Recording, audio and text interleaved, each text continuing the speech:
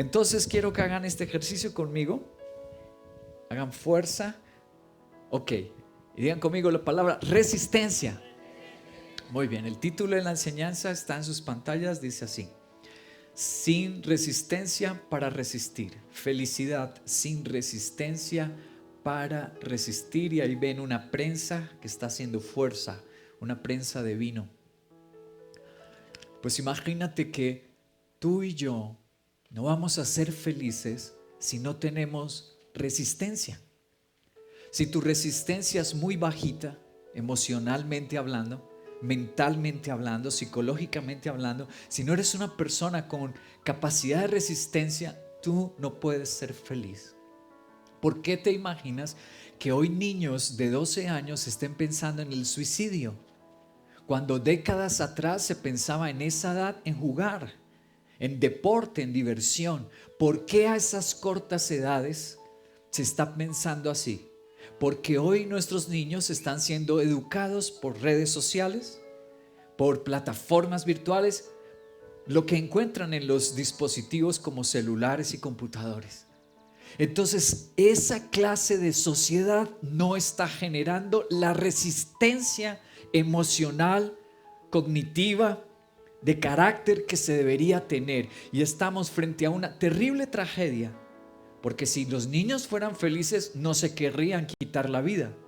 Si los hogares fueran felices no tendríamos los índices de divorcio que hoy tenemos, la cantidad de niños que hoy crecen con solo un padre o su madre. Eso significa que la felicidad se nos está diluyendo entre los dedos. Y la Biblia nos enseña que uno de los factores importantes es la resistencia. Vamos a la Biblia. Job capítulo 7, versículo 7. Dice así: recuerda, oh Dios, que mi vida es un suspiro. Ya no verán mis ojos la felicidad. ¿Qué capítulo estamos leyendo? ¿Qué número de capítulo? 7. Pasaron 35 capítulos y este pensamiento de Job era el mismo. Mejor me hubiera abortado mi madre. Tú, si lees el libro de Job, se encuentras con esas frases.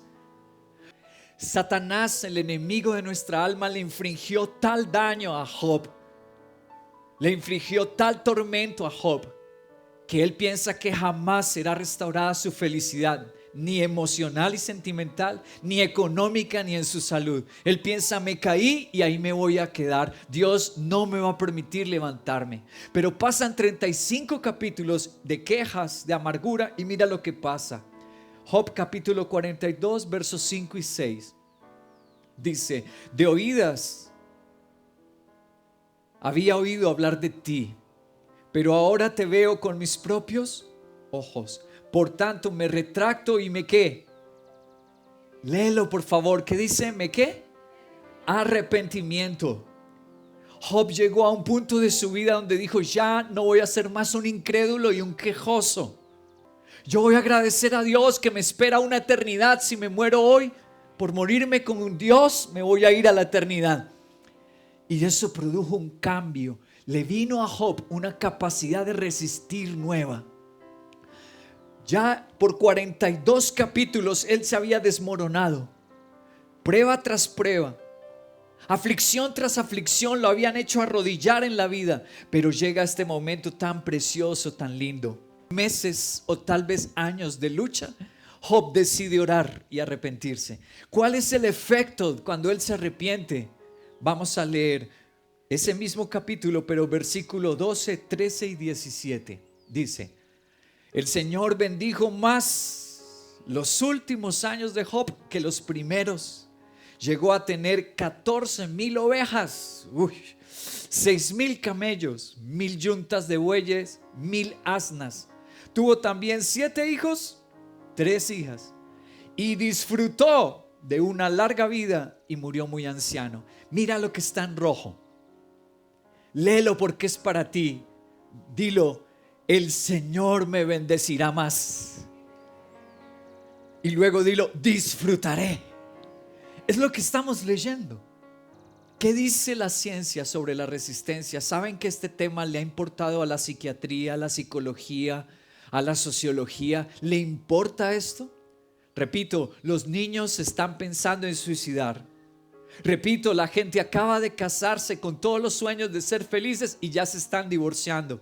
Hay una debilidad en el carácter, en la cognición, en la mente, en las emociones y el corazón. Y la gente no está pudiendo resistir los sufrimientos de esta vida.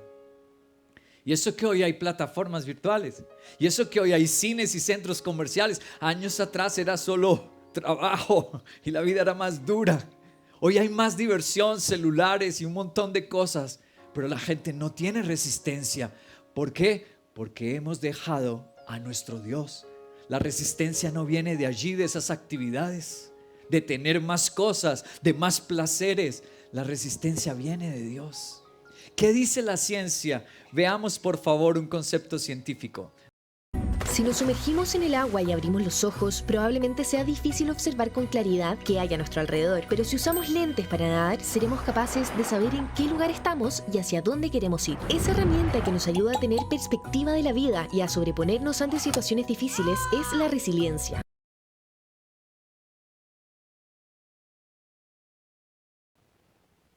Así le ha llamado la ciencia a la capacidad de resistir. ¿Cómo le llama? Resiliencia. Alguien resiliente es una persona que tiene capacidad para resistir momentos difíciles y desagradables de la vida. Y la ciencia lo está comparando con tener unas gafas debajo de ¿qué? Debajo del agua. Imagínate tú abrir los ojos debajo del mar. Es agua salada. Sería terrible, ¿cierto? Pero si tienes una super careta, no, pues te la gozas, ¿cierto? Te disfrutas el océano. La ciencia dice que la resiliencia es como tener esas gafas.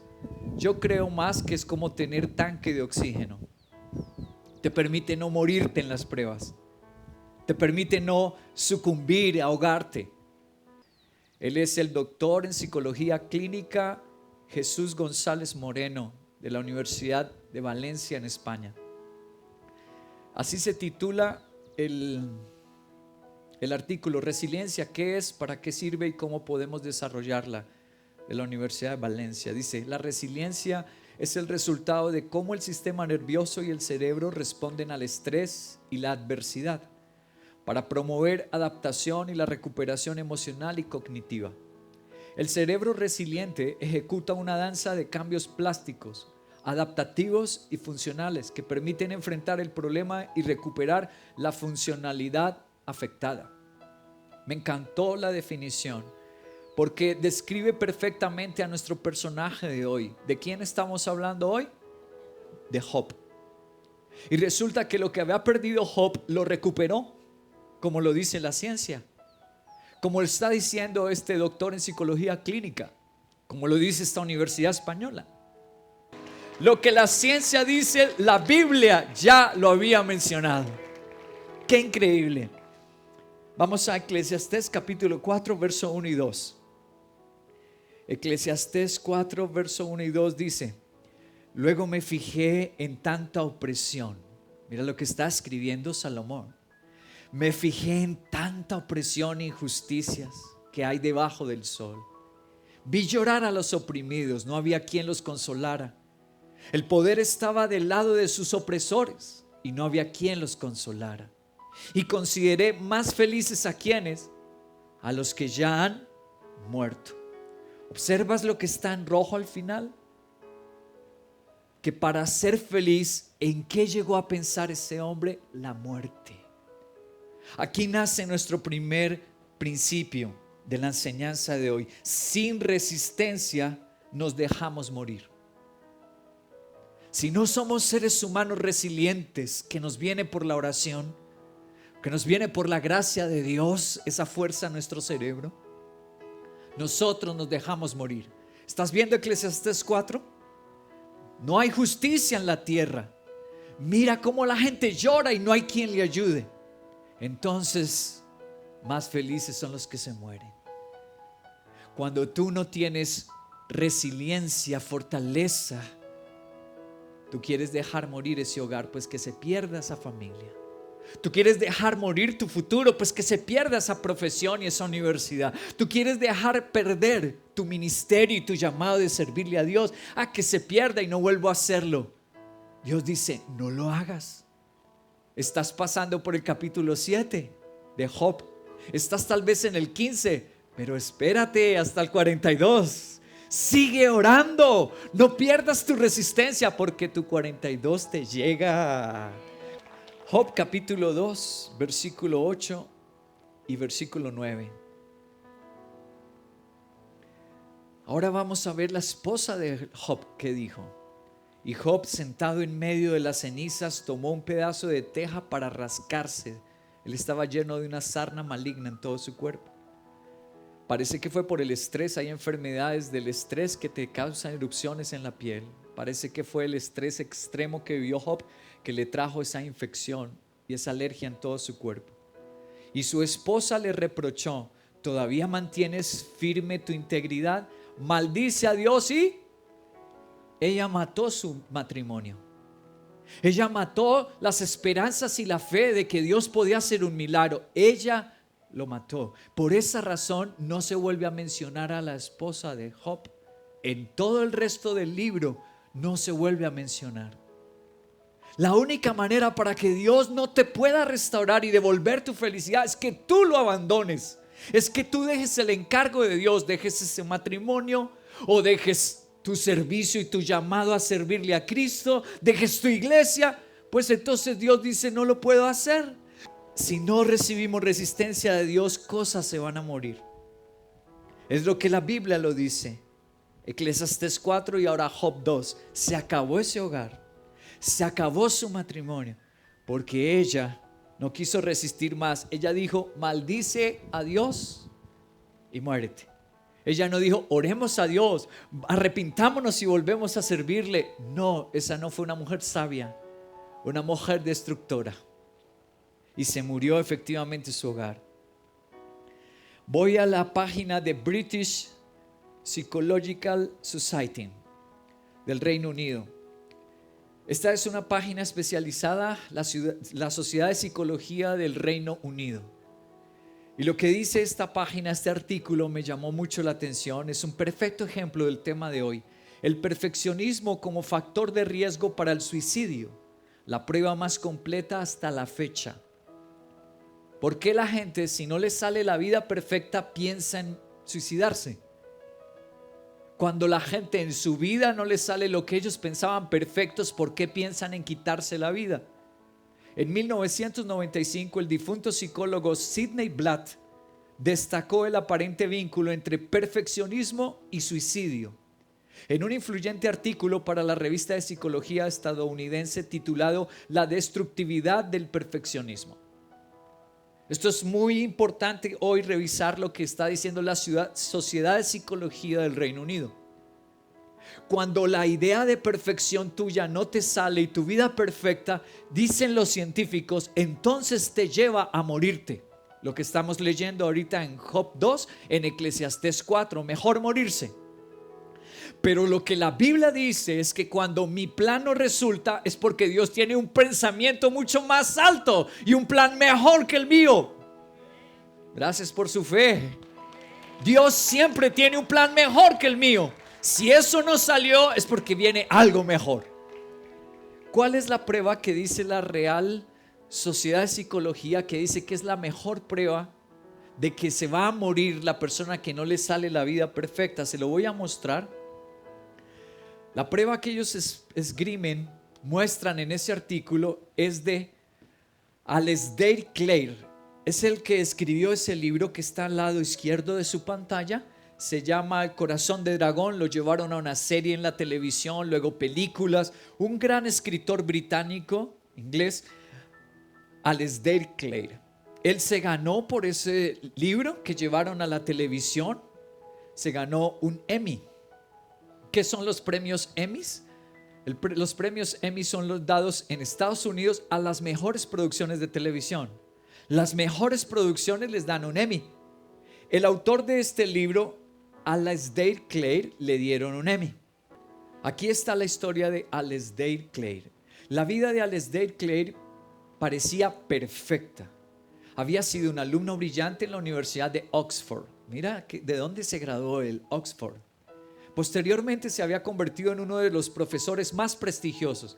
Fue el mejor alumno, lo becaron y ahora es profesor de Oxford. Recibió galardones, premios y becas de investigación. Además había publicado una novela y una colección de poemas. Había grabado 2 discos que incluían algunas de sus propias composiciones. También había escrito, dirigido, producido, presentado el programa The Heart of the Dragon, una serie de televisión de 12 capítulos sobre la China. La serie había recibido un premio Emmy, pero Clare ya no estaba allí para recogerlo. A los 48 años, poco después de finalizar la serie en televisión, Clare se suicidó tirándose de un tren en marcha. Su exmujer afirma que el Emmy era un símbolo de éxito que había significado mucho para él, que le habría hecho recuperar la autoestima, pero añade que habían muchos símbolos de éxito, mucho más importantes que el Emmy, y a Clare no le satisfacía ninguno. Cada vez que hacía algo necesitaba uno de esos símbolos. En realidad, Clare nunca consideró suficiente nada de lo que realizaba. Aunque quedaba patente su capacidad para el éxito, él era incapaz de verlo. Tenaz. Yo ruego al Señor que no haya ningún Alex Clare entre nosotros. No hayan más Alex Clare. Personas que tenían un futuro, personas que tenían una posibilidad, una capacidad, pero llegaron a acabar con todo y matarlo. ¿Por qué? Porque su idea de perfección, lo que ellos pensaban que querían alcanzar, no se les dio. Yo quiero prender hoy la alarma. ¿Sabes que hay 3 formas de suicidarse en los trenes que los científicos han descubierto? ¿Por qué traigo esta reflexión? Ya les voy a decir por qué. Las formas en que la gente se suicida en un tren, la primera se le llama el caminante. ¿Cuál es el caminante? El que se va por toda la carrilera de espaldas esperando que el tren lo coja. Esa es la primera manera que usan las personas para suicidarse. Es una de las altas formas de suicidio, sobre todo en Japón. ¿Cuál es la segunda manera? La segunda manera es la de acostarse. La del acostado les llaman. Una es el caminante y el otro es el acostado. ¿Y qué hace el acostado? Pone su cabeza en uno de los rieles. Pone su cuerpo allí esperando que el tren llegue y acabe con su vida. ¿Y cuál es la tercera forma del suicidio para los trenes? La tercera forma es la que usó Alasdair Clare: saltar. Cuando lo vea venir, salto. El que se arroja a un tren lo mata. No importa si es acostado, si es caminando o si salta, cualquiera mata. Si tú te quedas en esa posición y dejas que te roben la fe en Cristo, y si no vuelves a la oración y decir yo me voy a levantar con un fuego nuevo, un fervor hacia Dios, ¿sabes qué? El tren del enemigo mata tu felicidad. Efesios capítulo 6 versículo 10 y 13. Efesios 6, 10 y 13 dice: por último, mira lo que manda la Biblia a esa iglesia de Éfeso que estaba en luchas en el imperio romano, con tantas luchas y persecuciones. Mira lo que les dice: por último, cristianos de Colombia, cristianos de Veracá, fortalezcanse ¿en qué? En el poder del Señor. Y eso nos da resiliencia, nos vuelve resilientes, fuertes. Versículo 13: por lo tanto, pónganse toda la armadura de Dios para que cuando llegue el día malo puedan, nuestro tema de hoy, ¿puedan qué? Resistencia. Wow. ¿Cómo puedo yo adquirir resistencia, pastor? La Biblia nos lo está diciendo, y es con el gran poder del Señor. Acuérdense, si somos débiles, cualquier lucha, cualquier tren nos va a atropellar y nos va a robar la felicidad. Primera de Pedro capítulo 5 versículo 8 y 9 dice así.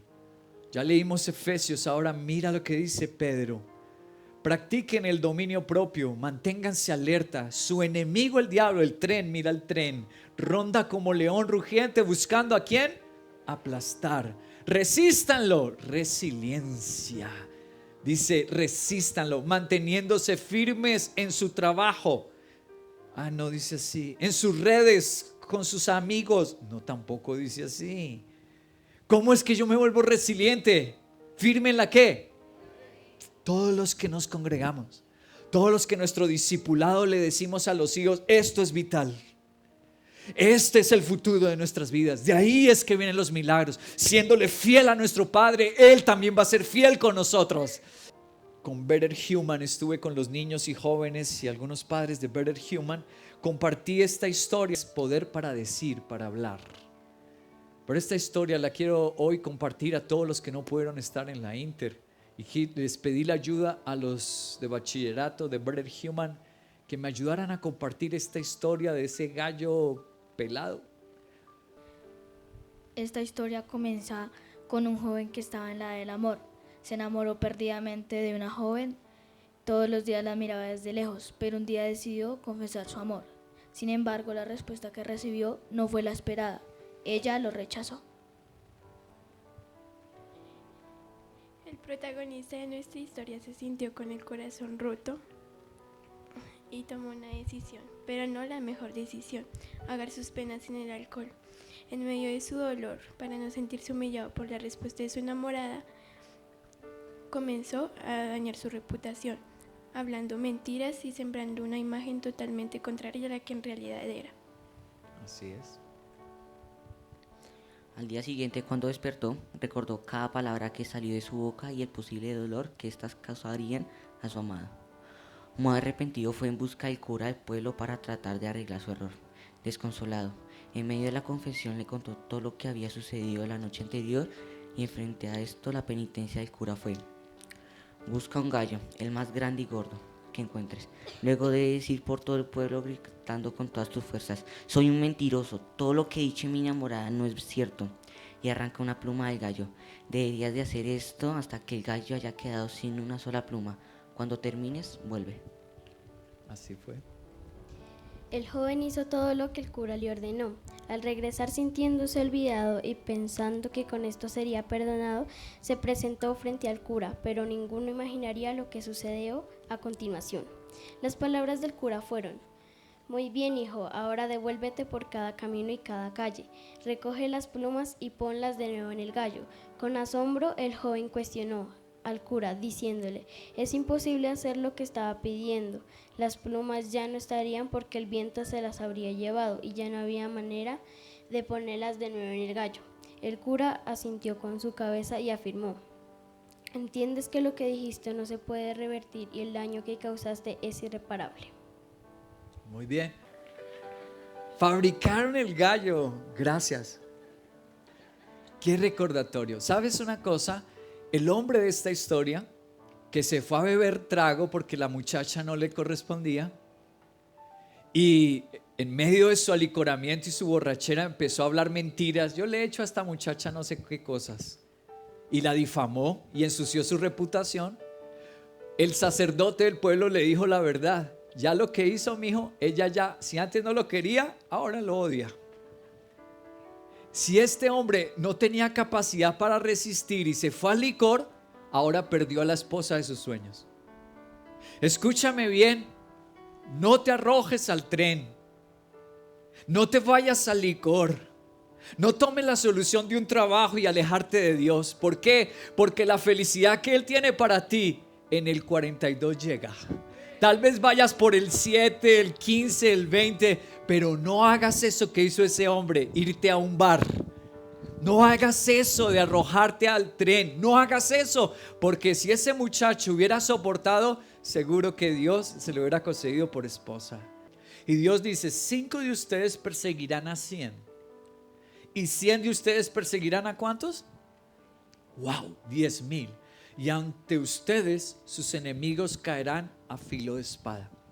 ¿A qué nos está llamando Dios? Mira lo que está en rojo: 5 a 100. Y 100, 10,000. ¿A qué crees que nos está llamando Dios? ¿Qué nos enseña el segundo principio de hoy? La resistencia para no perder la felicidad está en la vida en comunidad. Es lo que Dios nos intenta enseñar. Hay cosas y batallas que tú no vas a poder solo, pero cuando estamos en la iglesia, Cuando hacemos parte de un discipulado, Dios dice, van a vencer hasta 10,000 pruebas. ¿Será que lo que está diciendo Dios, la ciencia de hoy también lo confirma? ¿O la ciencia dice otra cosa? Que tú debes aislarte para ser resiliente. Que tú debes sumergirte en tus redes sociales, irte de la iglesia y andar solo como un llanero solitario. ¿Eso dirá la ciencia?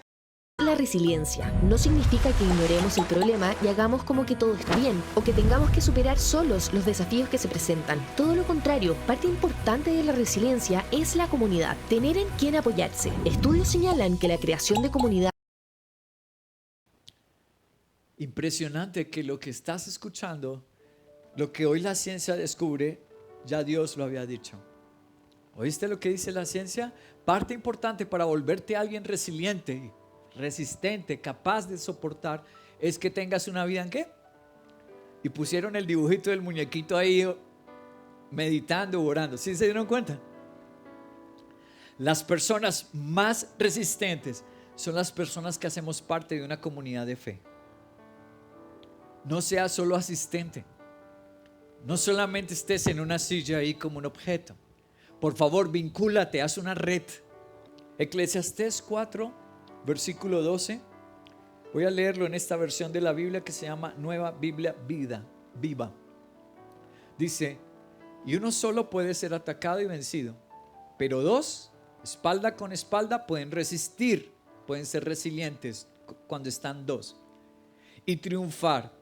Y tres son aún mejores. Y el Nuevo Testamento también lo dice. Hebreos capítulo 12, versículo 4 y versículo 22 dice: en la lucha que ustedes libran contra el pecado, todavía no han tenido que resistir, que ser tan resilientes que tengan que derramar sangre. Verso 22, por el contrario, ustedes se han acercado al monte de Sión, la ciudad celestial, la ciudad del Dios viviente. Se han acercado a millares y millares de ángeles, a una asamblea gozosa, a la iglesia. Si ves en rojo cómo es que nos volvemos resistentes, cuando tú te acercas ¿a dónde? No a tu hueco solo, no a cualquier grupo social. Dice que te acerques a la asamblea gozosa, a la iglesia de Dios. Cuanto estamos más fusionados y relacionados con la iglesia, Dios promete que va a venir para nosotros su resistencia. Un último texto de este principio, Salmo 122, 1. Yo me alegré, yo fui feliz cuando con los que me dijeron, vamos ¿a dónde? A la casa del Señor. La felicidad, dice la Biblia, está unida con, no solo, dice con los unidos. Otro ejemplo de la naturaleza, esta raza se llama Clydesdale. La raza Clydesdale, su nombre es por el pueblo de Escocia de donde viene. El pueblo en el país de Escocia se llama Clydesdale, donde viene. ¿Ven el tamaño de esos caballos? ¿Ven ese hombre en la mitad de ellos? Esos animales son enormes, son gigantescos. Pero les cuento este dato que Dios, para el tema de hoy, es muy oportuno que te lo mencione. Los ejemplos de la naturaleza que Dios nos ha dejado. Jesús dijo, miren a las aves del cielo, miren a las flores del campo.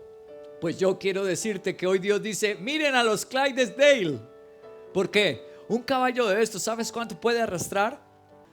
Un solo caballo arrastra 2 toneladas. Pero ¿cuántos crees que arrastran 2 caballos si pones 2 caballos juntos? ¿4? ¿5? 22 toneladas juntos.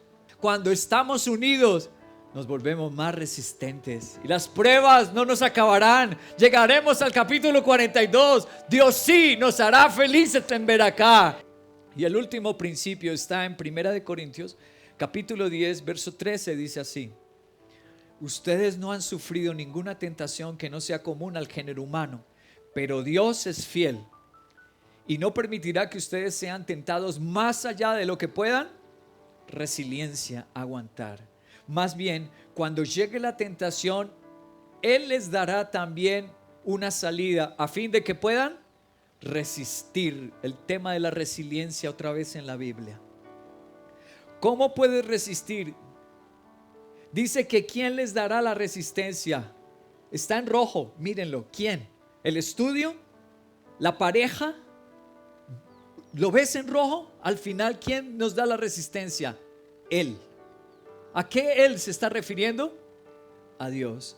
El último principio, hay pruebas que solo con Jesús resistiré. Hay cosas que tú solo no vas a poder. Definitivamente no vas a poder solo. Lucas capítulo 22, verso 41 al 43. Entonces se separó de ellos a una buena distancia. ¿Jesús estaba solo? No, estaba con los apóstoles. Siendo Dios, pudiendo pasar las pruebas solo, pero nos dio ejemplo. El cristianismo no se lleva solo. Y se fue con los apóstoles a vivir la prueba más difícil de su vida como hombre. Y empezó a orar: Padre, si quieres no me hagas pasar este trago amargo, pero no se cumpla mi voluntad sino la tuya. Entonces se apareció un ángel. ¿De dónde? No salió de un bar, mire lo del gallo. No, eso no sale de allá. ¿De dónde vino? Del cielo, para volverlo resiliente, resistente a Jesús. ¿De dónde va a venir la fuerza cuando vienen esas pruebas que nadie te puede ayudar? Del cielo. Y la Biblia dice que Jesús, siendo Dios, se fue con la iglesia, se fue con el discipulado y se puso a orar. Y el Padre le respondió y le trajo desde el cielo un ángel. Me imagino el ángel que le mandó Dios. ¿Cuál ángel sería? El más poderoso de allá. A lo mejor estaba con la espada en la mano, diciendo: Señor, no más que digas y acabamos con la humanidad. Si no quieres sufrir, no te dejamos sufrir. Me imagino al Hijo de Dios diciendo: no, ya contigo al lado yo voy a aguantar, ya contigo al lado yo voy a poder morir. Y el ángel ahí al lado diciendo: estamos contigo, no más sino que digas una palabra, Señor. Increíble. Te puede dejar todo el mundo, pero Dios no. Dios no. Solo con Él podremos resistir. Termino con esta gran historia, una gran historia de resiliencia. Pero esta acción del elector Federico servía para protegerse a sí mismo, ya que así no quedaría comprometido por proteger a un hereje. Además, Federico no se vería en una posición comprometedora frente al emperador Carlos V, dado que era responsable de cumplir los términos del Edicto de Worms. La noticia de la desaparición de Lutero comprometía la paz en Wittenberg. Año 1521. ¿Qué pasó en esa época? Por Martín Lutero, decir, volvamos a la Biblia. Hay errores en la tradición católica. ¿Qué le dijeron a Martín Lutero? A la hoguera. Querían quemar a Martín Lutero. En la dieta de Worms dictaminaron muerte y muerte en fuego, en la hoguera. Entonces ahí es donde sale este famoso príncipe John Federico I, llamado el Magnánimo. Secretamente mandó secuestrar a Lutero. Era uno de los príncipes sajones de Alemania, de Sajonia. Y secretamente lo mandó secuestrar. ¿Para qué? Para esconderlo en su castillo y que no lo quemaran en la hoguera. Porque Federico I se había entregado a Cristo. Le encantaba mucho la pintura, las esculturas. Entonces quiso contratar a uno de los mejores pintores de su época. Ahí lo ves a la izquierda, Lucas Cranach. Y a la derecha tienes al príncipe Federico I, al Magnánimo. Esa pintura la hizo Lucas Cranach. Esa pintura que tenemos de Federico I la hizo él. Pero él estaba en Viena, en Austria, trabajando, el pintor. Y Federico le ofreció el doble de dinero para que se viniera a trabajar para él. Acuérdense que en esa época no habían cámaras fotográficas. La única manera de capturar los matrimonios y esos momentos era con pintores. Entonces él le paga el doble de lo que estaban pagando en Viena. Ahora, Lucas Cranach era católico. Por el dinero aceptó y se vino a vivir a Wittenberg. Se fue a la ciudad de Wittenberg a vivir. Empezó a asistir a la iglesia de Martín Lutero, este gran Lucas Cranach, este gran pintor, y se convirtió a Cristo. Entregó su vida a Jesús, Lucas Cranach. ¿Qué empezó a vivir? ¿Qué le pasaba al que se volvía cristiano en esa época? Pues la persecución, querido. Y si empezaba a promover la fe cristiana, pues lo mandaban a quemar a la hoguera. Empezó a vivir la fuerte presión, Lucas Cranach. Le vino un valor, una valentía y dijo, pues no importa que me vayan a quemar. Pues no importa lo que pase, pero la verdad de Dios no se esconde. Y se volvió, le llaman el pintor de la Reforma. Este es tal vez el más famoso pintura de él. Se llama La Ley y el Evangelio, pintada por Lucas Cranach. Al lado izquierdo tienen a Adán y a Eva. Al lado izquierdo en la pintura, él pintó a Adán y Eva cuando cayeron en pecado.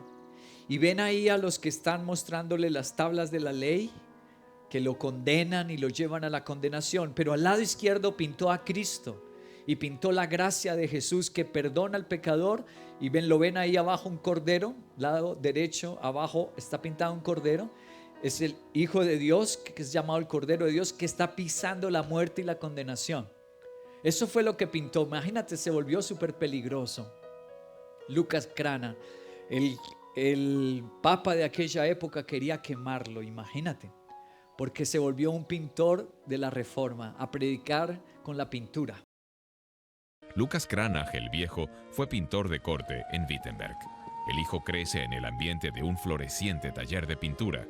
Este abastece a la nobleza y la burguesía de la época con cuadros y grabados. Los motivos, en su mayoría religiosos, ilustran temas de la Reforma, iniciada en Wittenberg con las tesis de Martín Lutero. Cranach influyó en la Reforma aportando la iconografía. Estas imágenes divulgaron las ideas protestantes en todo el mundo. Muy bien.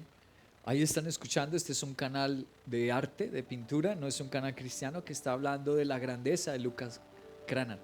Vivió en la misma época de Durero, Albert Durero, era tan prestigioso como Albert Durero.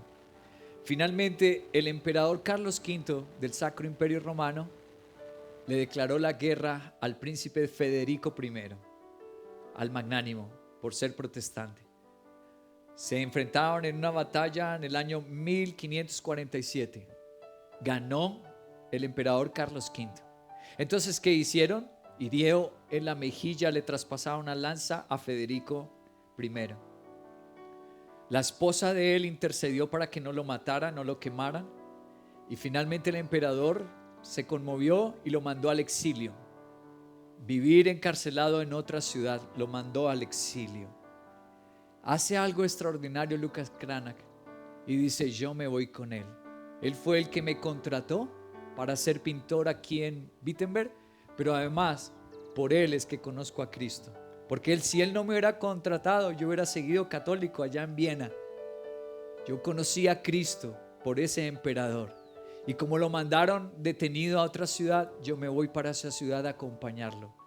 Y allá terminó su vida en 1553, murió en el exilio, pero enamorado de Jesús. Gracias, Señor nuestro.